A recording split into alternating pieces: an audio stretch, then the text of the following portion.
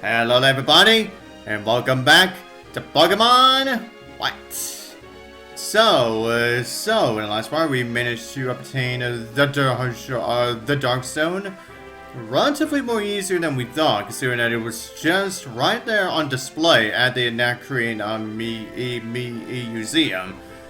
And now we're gonna be heading. Now we're gonna be heading towards the next city, the next city where we're gonna be getting our eighth and final gym badge, and also of course find a way and also trying to figure out how exactly do we reawaken the Pokemon that is inside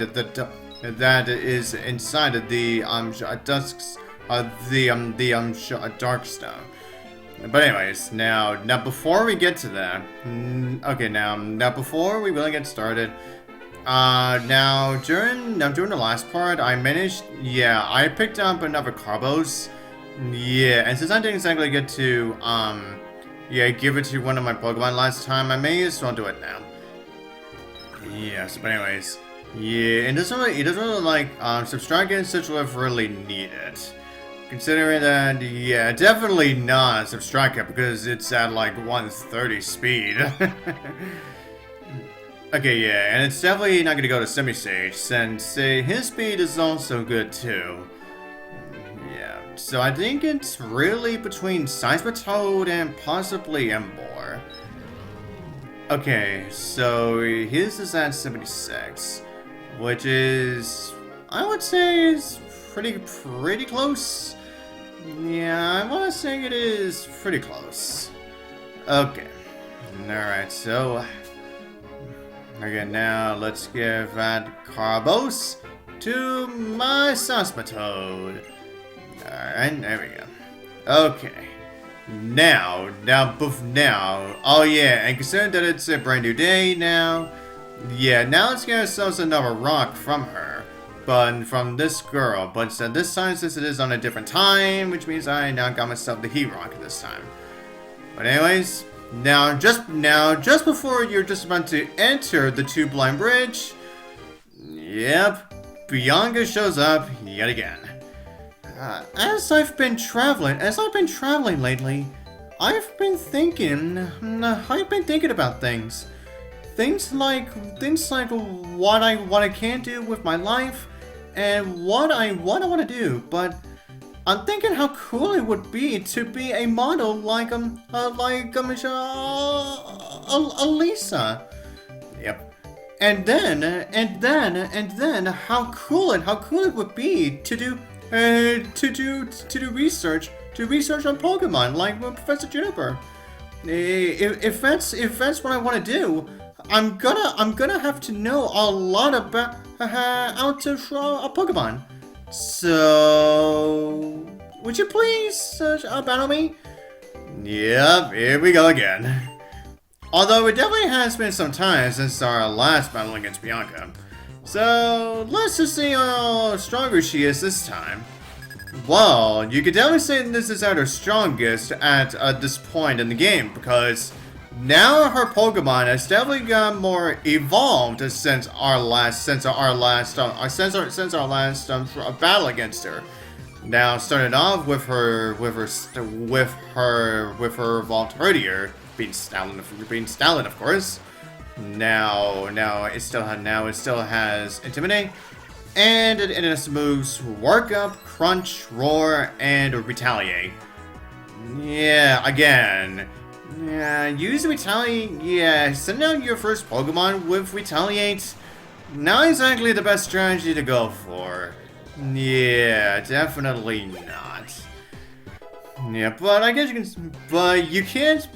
And also with Roar, I guess if you want to go around those fighting types. But if you lower their attack stat with Intimidate, then I don't get what would be the point of Roar then. But anyways, now as for her starter, which of course has fully evolved as well. And I may as well start off with the one that we actually get to a very first appearance of, being a Serperior. Now for her Serperior. it has Mega Drain, Slam, Coil, and a Leaf Blade. Yeah, she could definitely utilize that Coil, and considering how good of a speed stat her Serperior has, yeah, she could definitely utilize that Coil and a Leaf Blade to a very good viable strategy for that. And then as for her Samurai, it would have Revenge, Aqua Jet, Slash, and Encore. Yeah, not exactly the greatest strategy for Samurai to have. Not exactly the greatest moveset for Samurai to have.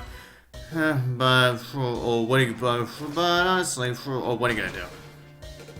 Then as for her Embor, it would have Rollout, Takedown, Heat Crash, and Assurance. Okay. Then as for her Monkeys, now they essentially just have the exact same moveset as they just essentially have the exact same movesets as Charon's Monkeys. It's just that they don't have, the Charcoal, the Mystic Water, or the Miracle Seed. Yeah. Then as for her Musharna, it has Defense Curl, Lucky Chance, Psybeam, and a Hypnosis. So I want to say that is basically, it is the same moveset that we saw for her Musharna last time. And it's definitely going to be a lot more faster than when we defeated her Musharna last time. Because, yeah, I'm using my goddamn Dark type against it. But it's going to be a little bit longer now, considering, yeah, Musharna just had to put my Crocodile to sleep. But don't worry, I still have this one Awakening I can use. Yeah, and it goes with Defense Curl, since that's the only really thing that I can really do at this point. Excuse me. But anyways, get yourself out of here, Musharna. Alright, with that, Bianca is defeated once more. And lovely, my Crocodile's level 42 now. Alright, very nice. Plus 4 for HP. Plus 3 for special attack, not so much. Yeah, but very decent plus 2 for everything else except for special defense. Again, I don't know why you have to give Mega a major boost to its special attack when, as we know, Crocodile is really all about that, the offensive power and whatnot. Yep, ditto, you're amazing. I'm really impressed. And that makes me want to give this to you. And she just gives us a full restore. So, now what? And in Castelia City, my precious Pokemon was stolen by Team Plasma. So I really understand. If Team Plasma forces everyone to liberate their Pokemon, there will be nothing but sad people. Yeah, that is something. That's why they'll probably will never get to liberate their Pokemon. Ditto, stop Team Plasma. Don't allow Pokemon to be stolen from trainers who love them. Well, that's essentially what we do for the majority of the Pokemon games anyway. I think that's the truth, or ideal, that you've been pursuing, Ditto. Yeah, it really doesn't matter which version you're playing anyway. Oh dear, here I've come all this way, and I'm afraid I'm bothering you when you're going through so much. Yep, again, we surely are. All I wanted was to help you relax, Ditto. I think you're the one who really needs to relax more. Knowing you'll be fine. Definitely. You'll totally be fine. I guarantee it.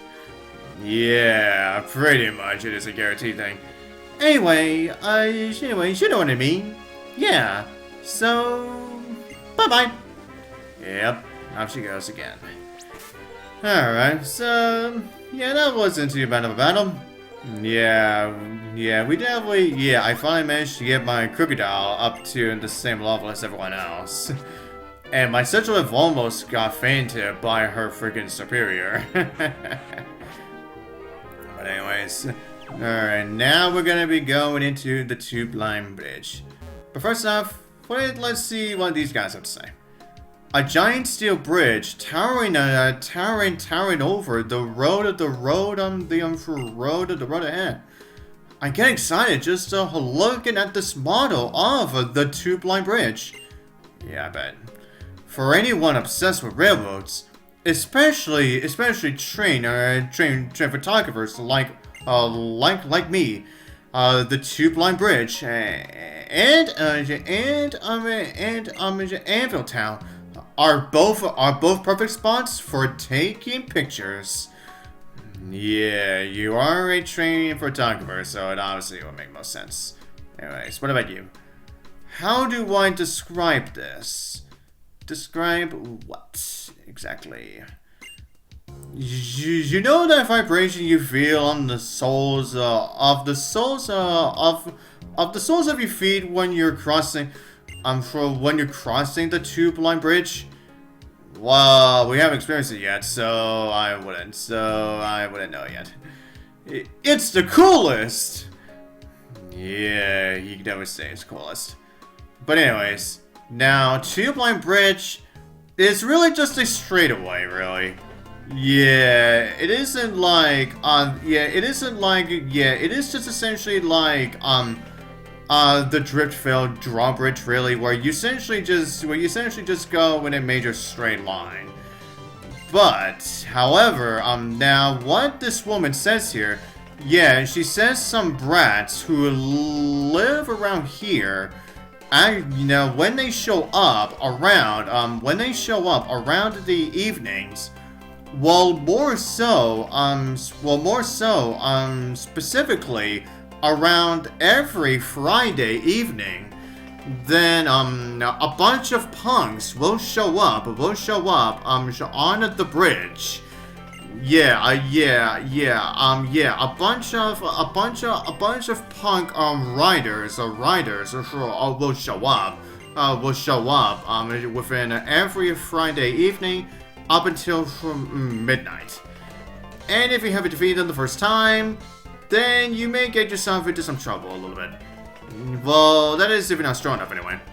But anyways, Blue Goose up ahead once more. And just to show you that it means business, here's indeed the Shadow Triad again. Oh, yeah, and we just quickly zoom on right to Ghetsis.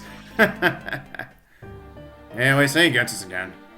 Excellent. It seems that you have obtained the Darkstone.